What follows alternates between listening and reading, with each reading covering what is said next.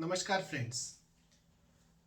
Budget 2021 वो बोला गया है, शायद आपने भी सुना होगा, किसी का नहीं बोलना बोलने से ज़्यादा खतरनाक होता है। तो बजट की बात ऐसी है। 2021 में जो बजट था, हमारी ऑनरेबल एफएम निर्मला सीतारमन जी ने जो बजट पेश किया, उसमें बिल्कुल ये पंक्तियां बिल्कुल फिट बैठती हैं, क्योंकि उन्होंने बोला कम और चेंजेस ज़्यादा हुए। हम उन्हीं चेंजेस की बात करेंगे। सबसे पहले बात करते हैं इनकम टैक्स रेट्स की। उनमें कोई चेंजेस नहीं है। जो लास्ट ईयर थे वो सेम इस बजट में कंटिन्यू रखे गए हैं। नेक्स्ट चेंज जब हम बात करते हैं, आगे बढ़ते हैं, तो एक जो चेंज हुआ वो हुआ एलटीसी जो कैश इंसेंटिव जो स्कीम थी एग्जामिशन, वो पहले जो 12 अक्टूबर को जो नोटिफिकेशन आया था सेम वैसा ही रखा गया। और क्राइटेरिया भी सेम ही रखा गया कि अगर आप एलटीसी में बाहर कहीं ट्रेवल नहीं कर सकते तो आप 12% और मोर जीएसटी की कोई भी जो गुड्स और सर्विसेज है वो परचेज कर सकते हैं। डिजिटल मोड में पेमेंट करना पड़ेगा। मैंने इस पे पहले भी वीडियो बनाया था, आप आई बटन पे क्लिक करके देख सकते हैं प्रॉपर क्लेरिफिकेशन के लिए। तो सेम वही रखा है, इसके अंदर बताया गया है। नाउ अब बात आती है नेक्स्ट चेंजेस की। तो नेक्स्ट चेंजेस में जो चेंजेस हुआ वो हुआ जो लोन अफोर्डेबल रेजिडेंशियल हाउस का है, यानी कि जो 45 लाख तक जो लोन था अफोर्डेबल हाउसिंग में, जो एक एडिशनल डिडक्शन 1,50,000 की मिलती थी सेक्शन 80 के अंदर, वो कंटिन्यू रखी गई है, क्योंकि उसका जो एंड पीरियड था 2021 था कि इस दौरान आपको वो सेंक्शन हो जाना चाहिए। पर अब उसको बढ़ा के 22 कर दिया गया है मार्च। तो यानी ये डिडक्शन फिर होम बायर्स के लिए, जो फर्स्ट टाइम होम बायर है उनके लिए अवेलेबल रहेगी। नाउ अब बात करते हैं स्टार्टअप की। स्टार्टअप के लिए भी एक बेनिफिट दिया गया था कि उनकी जो इनकम है 100% सेक्शन 80 के अंदर टैक्स नहीं लगेगा, डिडक्शन मिल जाएगा। तो वो पीरियड भी खत्म हो रहा था 31 मार्च 2021 को, उसको भी अब बढ़ा दिया गया है, 22 रख दिया गया है। अब वो पीरियड कवर हो जाएगा उसके अंदर, क्योंकि जो स्टार्टअप सेटअप की बात आती थी वो इनकॉर्पोरेटेड 21 तक ही था। अब 22 तक वो स्टार्टअप अपने आप को इनकॉर्पोरेट करवा सकती है, और जो एग्जामिशन है 3 साल का आउट ऑफ 10 ईयर्स कंजिक्यूटिव, वो अब अवेल कर सकती है। नेक्स्ट चेंजेस की हम बात करते हैं कि जो सेक्शन 54 GB, यानी कि अगर कोई रेजिडेंशियल हाउस प्रॉपर्टी या प्लॉट बेचता है तो वो इन्वेस्टमेंट कर सकता था किसी भी एक आप कह सकते हैं इक्विटी शेयर्स परचेज करके। वो पर्टिकुलर रेजिडेंशियल हाउस जो ट्रांसफ़र होता है वो भी, उसका भी पीरियड था 21 मार्च, तो वो भी बढ़ा के 22 कर दिया गया है। अब एक और जो बड़ा चेंजेस था वो था कि सेक्शन 43C, यानी कि जो बिल्डर्स वगैरह हैं वो अगर अपन अपनी प्रॉपर्टी बेचते हैं जो स्टॉक में है, तो उसकी जो वैल्यू है, स्टाम्प ड्यूटी वैल्यू का जो अर्लियर जो प्रोविज़न था कि लेट्स अज्यूम वैल्यू जो है वो 100 रुपये है सेल, और स्टाम्प ड्यूटी वैल्यू आ रही है 110 रुपये, तो वहाँ ठीक था। अगर वैल्यू 120 रुपये आ रही है और बेचा 100 रुपये में, तो 120 रुपये ही सेल मान ली जाती थी। तो अब क्या है, अब वो 20% क्राइटेरिया कर दिया गया है। पहले 10% था, अब 20%, यानी कि जो चेंजेस है उसमें अब 100 का अगर 120 रुपये भी स्टाम्प ड्यूटी वैल्यू होती है तो वो 100 रुपये ही कंसिडर की जाएगी। और कंसिक्वेंटली जो चेंजेस किए गए थे लोअर जो परचेज की सेक्शन 56 के अंदर, तो वहाँ पे सबसेक्शन 2 क्लोज 10 के अंदर जो चेंजेस थे कि लोअर प्राइस पे, यानी कि अगर price immovable property lower value पे खरीदी जाती है तो वो भी ये जो 20% के क्राइटेरिया में सेटिस्फाइड हो जाएगा। रिसिपिएंट पे अदर इनकम का कोई टैक्स नहीं लगेगा, क्योंकि पहले का जो प्रोविजन था वो यही था, अगर 120 रुपये की प्रॉपर्टी 100 रुपये में खरीद ली जाती तो ये 20 रुपये का जो डिफरेंस था, 50,000 जो डिफरेंस विच एवर इज है, तो वो टैक्सेबल होता था। अब ये 20 रुपये तक का डिफरेंस अब टैक्सेबल नहीं होगा। अब एक और बात की गई, जो बात की गई सीनियर सिटीजन के रिलैक्सेशन की। अब ये इस पे बड़ा कन्फ्यूजन हुआ, मेरे पास कल फ़ोन भी आया कि सर अब तो सीनियर सिटीजन को रिटर्न भरना ही नहीं पड़ेगा, और चाहे कोई भी इनकम हो, क्योंकि ऐसा नहीं है। क्योंकि इसमें जो प्रोविज़न किया गया वो है क्योंकि आज आप देखो, रिस्क है तो इश्क है। मेरे पास भी कई ऐसे क्लाइंट्स हैं जो शेयर्स में डील करते हैं, इवन 75 ईयर्स से ज़्यादा है वो भी। तो सबके लिए प्रोविज़न नहीं है। जिनकी इनकम केवल पेंशन से और इंटरेस्ट इनकम है वो ही इसका प्रोविज़न का फ़ायदा उठा सकते हैं। इसके लिए भी क्या प्रोविज़न की एक सेपरेट स्पेसिफाइड बैंक ओपन हो, वो एसएससी को बीइंग एसएससी ध्यान रखने वाली बात नहीं है। वो क्या है, ये जो अमाउंट आएगा एक ही बैंक में आएगा और वही बैंक उसी को जो सीनियर सिटीजन मतलब 75 ईयर्स और अबव है वो डिक्लेरेशन सबमिट करेंगे कि मेरा एटीसी का डिडक्शन इतना है, इतना वो कैलकुलेट करेंगे। और अगर टैक्सेबल नहीं है तो फिर कोई तकलीफ वाली बात नहीं है। तो ये फिर तब आपको रिटर्न भरने की ज़रूरत नहीं है, वो सारा डिक्लेरेशन एसएससी से लेने वाला है वो स्पेसिफाइड बैंक। नेक्स्ट चेंजेस की बात करते हैं। नेक्स्ट चेंजेस हम कोशिश ऐसे कर रहे हैं, एकदम सिंपल वर्ड में इस बजट को समझने की कोशिश कर रहे हैं कि जो टैक्स ऑडिट से रिलेटेड प्रोविज़न है, टैक्स ऑडिट से रिलेटेड पहले जो सेक्शन 44 AB के अंदर कि 5 करोड़ तक की ऑडिट का प्रोविज़न था कि नहीं करवानी। जो प्रोविज़न था कि 5 करोड़ तक का एसएससी का टर्नओवर है उसको ऑडिट नहीं करवानी इन केस अगर उसकी टोटल रिसिप्ट में कैश रिसिप्ट 5% से ज़्यादा नहीं है और टोटल पेमेंट में कैश पेमेंट 5% से ज़्यादा नहीं है। ये लिमिट 5 करोड़ तक थी, अब ये लिमिट बढ़ के 10 करोड़ तक हो गई है। और ये जो 10 करोड़ की हो गई है ये अब आप मान के चलो 5% यानी 50 लाख, तो एक सब्सटेंशियल अमाउंट है। और ये जो चेंजेस हैं वो 21-22 फिनेंशियल ईयर से अप्लीकेबल होने वाले हैं, माइंडेड राइट, 2021 के लिए नहीं है। तो अब बात आती है, हाँ एक और जो इम्पोर्टेंट चेंज हुआ कि due date of filing the return, वो अब क्या है उसको भी थोड़ा सा एक्सटेंड कर दिया गया। पर किस केस में? ये उस केस में जहाँ पोर्टुगीसी सिविल कोड लगता है, कहने का मतलब गोवा में लगता है। वहाँ पे क्या है कि हस्बैंड वाइफ इक्वल जो इनकम होती है आपस में वाइस वर्सा जो शेयर की जाती है इक्वल, जो भी एज पर द प्रोविज़न है सिविल कोड का। तो वहाँ अगर हस्बैंड किसी पार्टनरशिप फर्म का जिसकी ऑडिट होती है, अगर पार्टनर है, एक सिंपल लैंग्वेज में समझा रहा हूँ, और वो उसकी ड्यू डेट है 31 अक्टूबर पार्टनरशिप फर्म की, तो हस्बैंड की ऑटोमेटिकली पार्टनर की 31 अक्टूबर हो जाएगी due date of filing the return. तो बट उसकी जो इनकम है वो इक्वल डिस्ट्रीब्यूट होगी वाइफ को भी, तो वाइफ का भी देखा जाए तो एक्सटेंड होना ही चाहिए 31 अक्टूबर, तो वो भी कर दिया गया है। नाउ अब बात आती है कि एक और मेजर चेंजेस हुआ, बिलेटेड रिटर्न और आप कह सकते हैं रिवाइज रिटर्न। इसका जो डेट है और अगेन रिड्यूस हो गए। आप पता लगा थोड़े दिन में बिलेटेड और रिवाइज रिटर्न केवल किताबों में रह जाएगा, अब कुछ है नहीं, क्योंकि रिड्यूस होकर बहुत कम तो हो गए हैं। यानी पहले जो ड्यू डेट थी वो थी असेसमेंट ईयर एंड होने तक, यानी अगर हम फिनेंशियल ईयर 2021 में है तो 22 असेसमेंट ईयर एंड हो रहा है 22 मार्च, तो वहाँ तक ही आप रिवाइज कर सकते थे।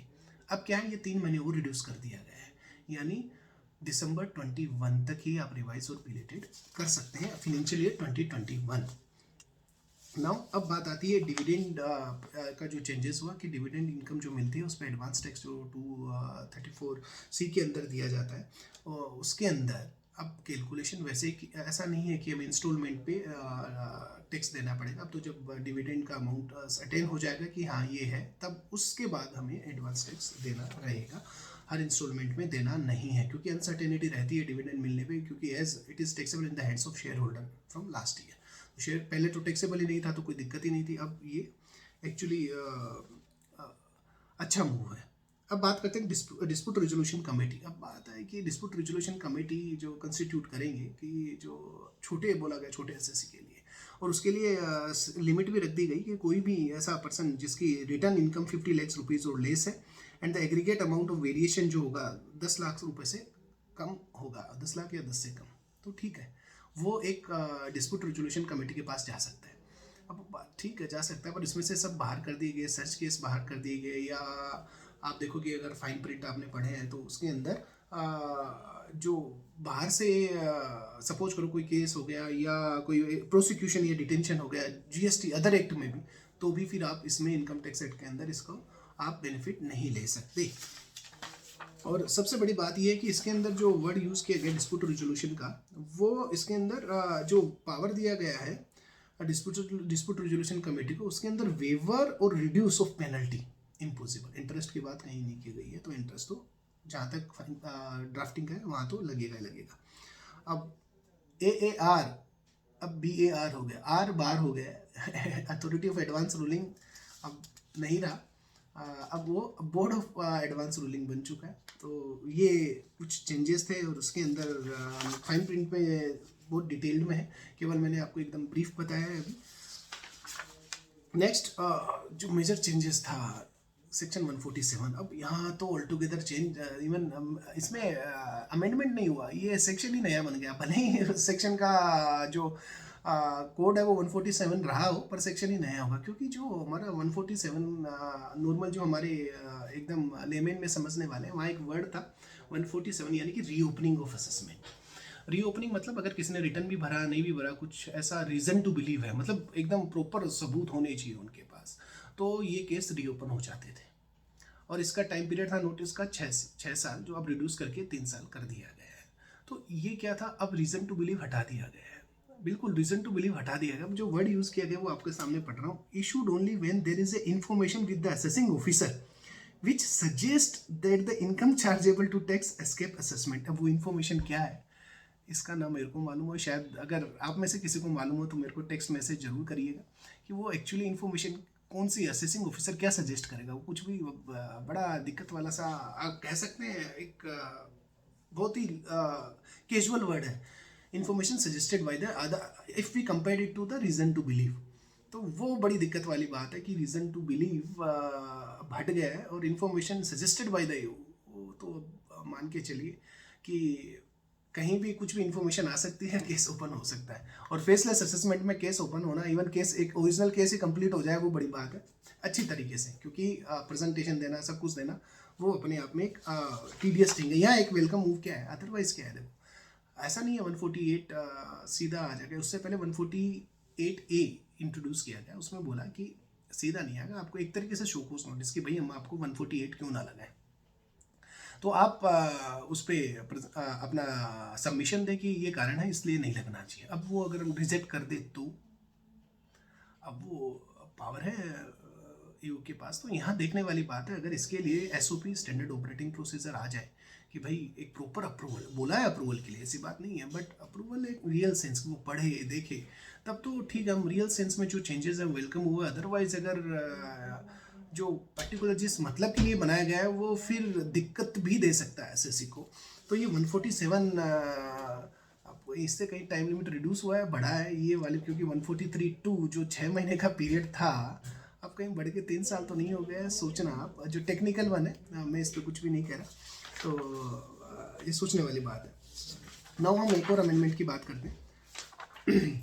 फेसलेस होने वाला है ट्रिब्यूनल, उसमें कोई बड़ी बात नहीं, कई चीज़ें फेसलेस हो चुकी हैं, तो इसमें कोई हाँ, सेटलमेंट कमीशन डिसकंटिन्यूएंस, ये जो एक मेजर मूव किया है कि settlement commission, RIP to the settlement commission.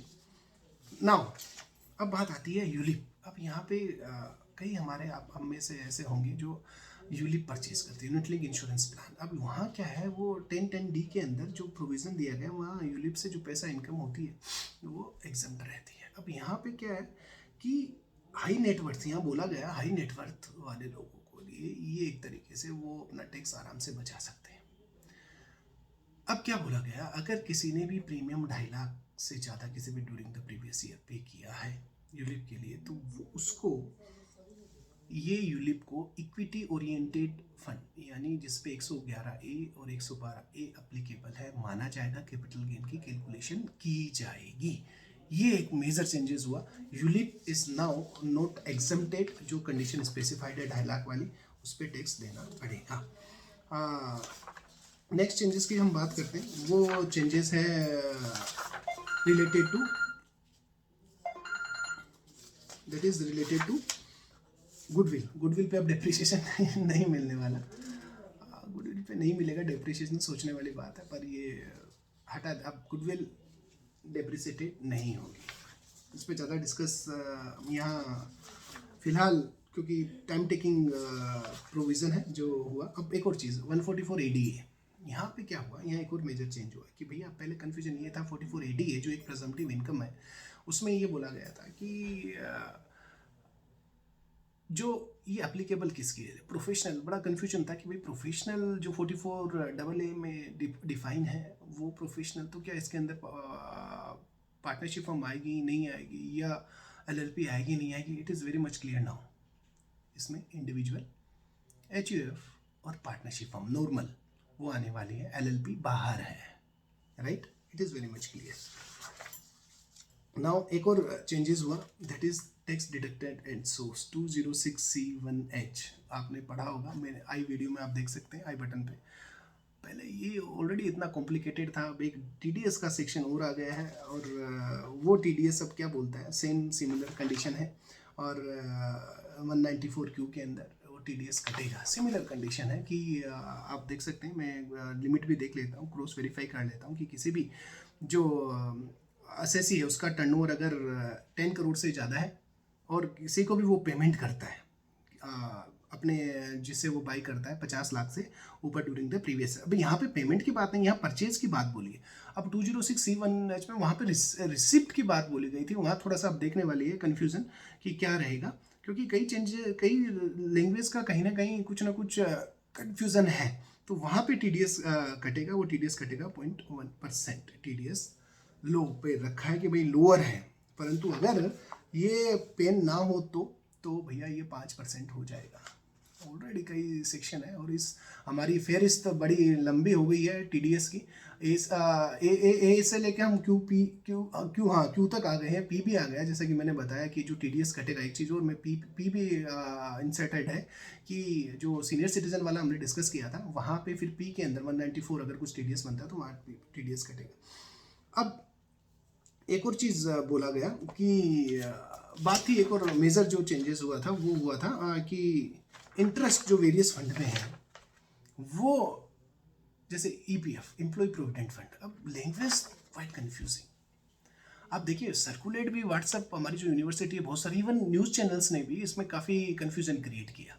Confusion क्या था कि कईयों ने बोला ये इंटरेस्ट अमाउंट है जो 2.5 लाख का है, कईयों ने कुछ बोला, कईयों ने बोला कि ये ऐसा है। देखो जो लैंग्वेज जो यूज़ की गई है उसके according what I have interpreted कि जो बोला गया है, provide that the shall not apply to the interest income to the extent it relates to the amount or aggregate amount of contribution made by a person exceeding 2,50,000। कहने का मतलब है अगर कोई भी एसएससी 2,50,000 से ज़्यादा कंट्रीब्यूट करता है during the previous year, right, तो उस पर जो इंटरेस्ट एक्रू होने वाला है उस पर, मतलब 2,50,000 से उस पर, तो उस पर कोई एग्जम्पशन नहीं मिलने वाली है। ये मैं बात कर रहा हूँ EPF की, एम्प्लॉय प्रोविडेंट फंड की, जो डिडक्ट करते हैं हाई सैलरी वाले जो इसका फ़ायदा लेते थे as per the memorandum issued by the government, अब उनको ये बेनिफिट नहीं मिलेगा। तो क्या PPF में भी ऐसा है? It's again we need to see the exact crux of the